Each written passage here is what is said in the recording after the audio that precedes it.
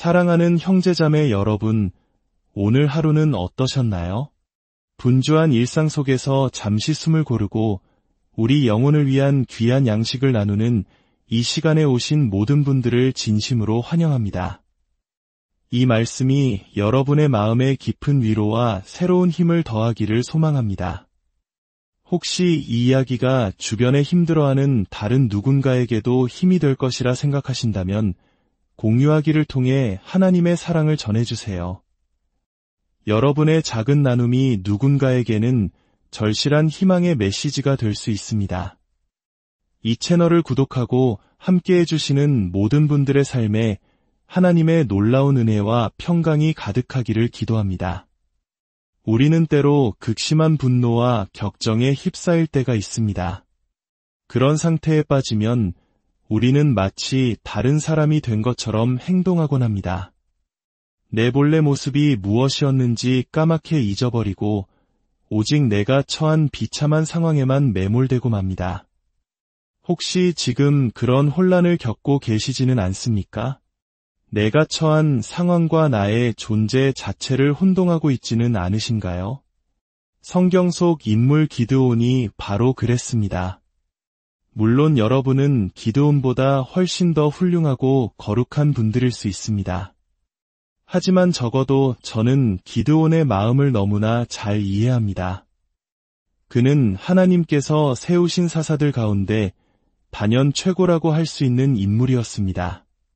그는 위대한 전략가였고 외교술도 뛰어났습니다.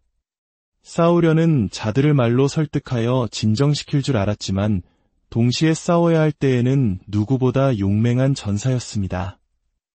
그의 모습은 마치 오랜 훈련으로 기가 만두처럼 변해버린 레슬링 선수와 같았습니다. 그런 사람을 보면 우리는 함부로 대할 수 없죠.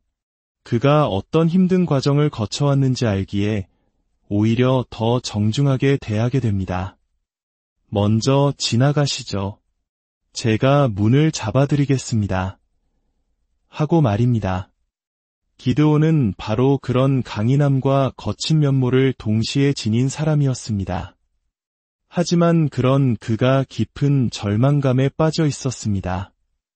여기서 우리가 기억해야 할 중요한 교훈이 있습니다. 절대로 당신의 상황과 당신의 존재를 혼동하지 마십시오.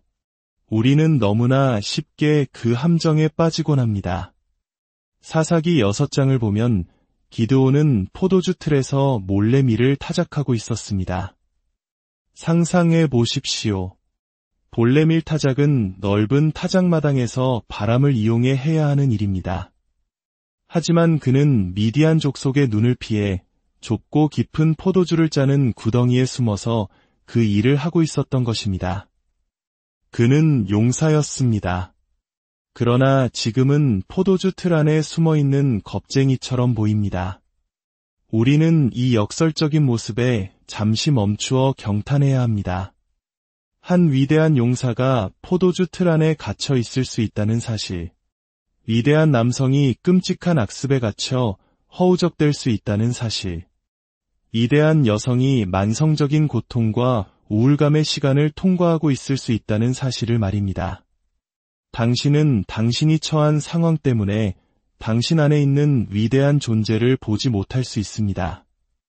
과거에 저는 나는 내가 누구인지는 알지만 지금 내가 있는 이곳에 머무를 수는 없다는 말의 의미를 온전히 이해하지 못했습니다. 하지만 기드온의 이야기를 읽으며 그 의미를 깨닫게 되었습니다. 하나님의 사자가 그에게 나타나 말합니다. 큰 용사여, 주께서 너와 함께 계시도다. 그러자 기드온은 13절에서 이렇게 대답합니다. 그는 크고 강하며 두려운 모습의 천사 앞에서 말합니다. 오, 나의 주여, 실례지만 여쭙겠습니다. 여기서 잠시 짚고 넘어가죠. 성경에 묘사된 천사는 우리가 흔히 상상하는 귀엽고 사랑스러운 아기 천사의 모습이 아닙니다. 성경 속 천사들은 너무나 위엄있고 압도적이어서 그들을 본 사람들은 극심한 두려움에 사로잡히곤 했습니다. 천사가 나타났을 때 가장 먼저 하는 말이 두려워하지 말라 였던 이유가 바로 그것입니다. 만약 천사가 벽난로 위에 올려놓은 장식품처럼 귀엽게 생겼다면 굳이 그런 말을 할 필요가 없었을 겁니다. 기드온 앞에 나타난 천사는 그야말로 압도적인 존재감을 가진 만두귀를 한 레슬링 선수 같은 모습이었을 겁니다. 그래서 기드온은 조심스럽게 말문을 엽니다. 저기, 제가 괜한 시비를 걸려는 것은 아닙니다만 주께서 우리와 함께 계시다면 어찌하여 이 모든 일이 우리에게 일어났나이까? 우리 조상들이 우리에게 이야기하던 그 모든 이적들은 다 어디에 있나이까? 그들이 주께서 우리를 이집트에서 인도하여 내지 아니하셨느냐 하지 않았습니까? 그런데 이제 주께서 우리를 버리사 미디안의 손에 우리를 넘겨주셨나이다. 여러분, 이것은 진실이 아닙니다. 바로 앞선 7절에서 선지자가 전한 하나님의 말씀은 이것과 정반대였습니다. 선지자는 너희가 하나님을 버렸다고 분명히 말했습니다. 그러나 기드온은 완전히 반대로 생각하고 있었습니다. 그는 용사였지만 틀렸습니다. 그는 재능이 있었지만 틀렸습니다. 그는 기름 부음 받았지만 틀렸습니다. 그는 강했지만 틀렸습니다. 그는 자신이 처한 상황과 자신이 누구인지를 너무나 혼동한 나머지 천사가 그의 진짜 정체성을 불러주었을 때 이렇게 반응한 것입니다. 누구여? 지금 이 포도주 틀 안에 저 말고 다른 누가 있습니까? 방금 큰 용사라고 하셨는데 저는 지금 이렇게 우울한 구덩이에 처박혀 있는데요. 우리가 어떤 상황에 너무 오랫동안 처해 있다 보면 그것이 타인에 의해 시작된 일이든 나 자신의 잘못으로 인한 것이든 상관없이 그 부정적인 생각들이 우리 마음속에 너무나 깊이 뿌리내려 다른 것은 아무것도 볼 수 없게 됩니다. 그렇지 않습니까? 부정적인 생각이 너무 오랫동안 지속되면 그것은 더 이상 나의 선택이 아니라 나의 정상 상태가 되어버립니다. 심지어 우리는 그런 부정적인 태도를 솔직한 것이라거나 현실적인 것이라고 포장하기도 합니다. 무례하고 잘못된 행동을 해놓고는 난 그냥 나답게 행동했을 뿐이야 라고 말합니다.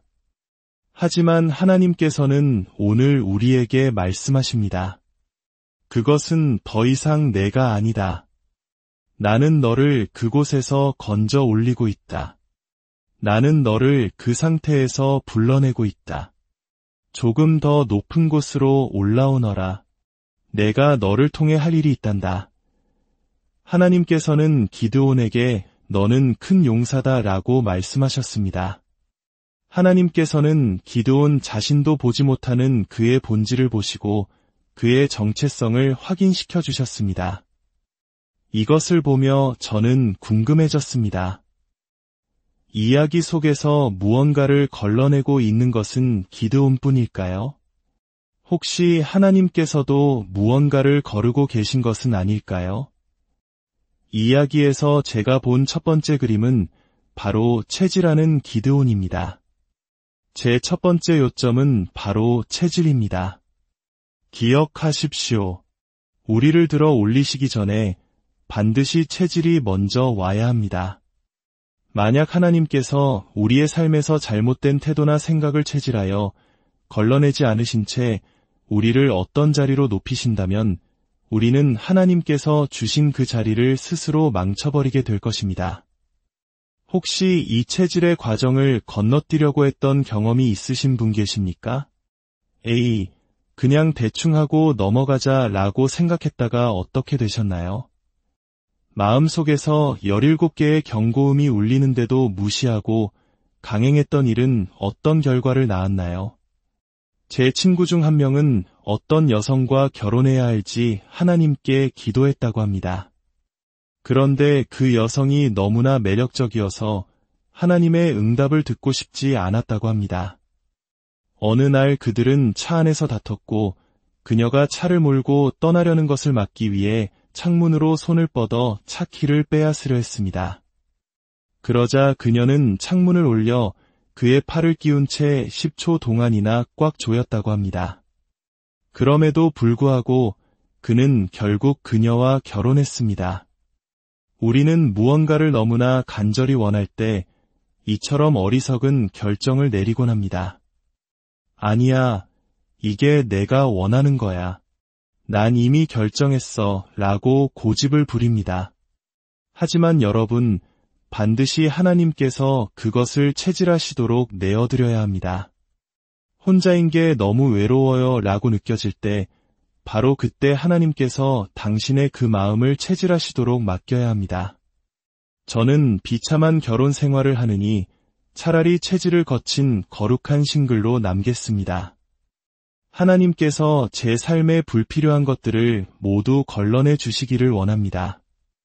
기드온이 밀을 체질하여 쭉정이를 날려보내는 것처럼 하나님께서는 지금 기드온을 체질하고 계십니다. 그의 안에 있는 모든 쓸데없는 생각들, 모든 사악한 상상들, 내가 나라고 착각하고 있는 거짓된 자아들, 내가 꼭 필요하다고 생각하지만 사실은 하나님만으로 충분히 채워질 수 있는 모든 것들을 날려보내고 계십니다.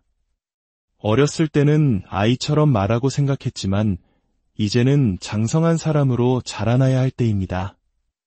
이제는 예수님을 위해 진짜 배기가 되어야 하는 계절로 들어서고 있습니다. 만약 여러분의 믿음이 이 체질의 과정을 견뎌내지 못한다면 여러분은 자기 자신으로 사는 삶의 가장 좋은 부분들을 놓치게 될 것입니다. 저 역시 설교를 그만둘까 생각할 정도로 깊은 침체에 빠졌던 적이 있습니다. 솔직히 고백합니다. 저 자신의 연약함이라는 포도주 틀에 갇혀 있을 때 여러분에게 전할 하나님의 말씀을 받기 위해 성령의 바람을 느끼는 것은 너무나 힘든 일이었습니다. 그런 시간을 여러 번 겪었습니다. 포기하려고 했던 그 모든 순간들을 생각하면 눈물이 날 것 같습니다. 하지만 하나님께서는 저를 체질하셔서 제가 이 사역을 하는데 제 감정조차 필요 없다는 것을 보여주셨습니다. 하나님의 말씀은 저의 감정 상태와 상관없이 그 자체로 능력이 있어 제가 이 자리에 서서 말씀을 선포하게 하십니다. 하나님께서는 이 메시지를 지난 몇 주간 체질하고 준비하셔서 지금 당신이 싸우고 있는 싸움을 위해 하나님께서 보고 계시는 당신의 미래를 위해 당신을 먹이려고 하십니다. 당신의 미래는 지금 당신이 처한 곳과 같지 않을 것입니다. 당신의 미래는 하나님께서 말씀하신 그대로 될 것입니다. 혹시 느껴지십니까? 이것이 바로 바람입니다. 당신 스스로를 올가매던 모든 정죄감을 날려보내는 성령의 바람입니다. 주님께서 당신을 위해 죽으셨고 당신을 위해 피 흘리셨으며 다시 살아나셨습니다. 지금의 상황은 이상하고 힘든 시간처럼 보일지라도 주님께서 당신을 들어 올리실 것입니다. 지금이 끝인 것처럼 보일지라도 때가 이르면 거두리라는 약속의 말씀을 붙드십시오. 포기하지 마십시오. 나는 지금 넘어져 있을지 모르지만 하나님 안에서 나는 강한 용사입니다. 나는 지금 아플지 모르지만 주님이 채찍에 맞음으로 나는 나음을 입었습니다. 나는 지금 가난할지 모르지만 나의 하나님께서 나의 모든 쓸 것을 채우실 것입니다.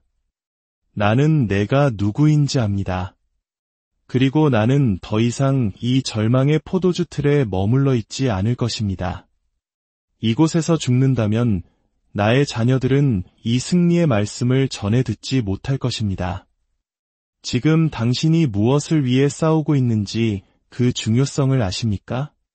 사탄은 온갖 메뚜기 떼를 보내 당신을 그 구덩이에 가두려 할 것입니다. 혹시 이번 주에 그런 부정적인 생각의 메뚜기 떼를 경험하셨나요?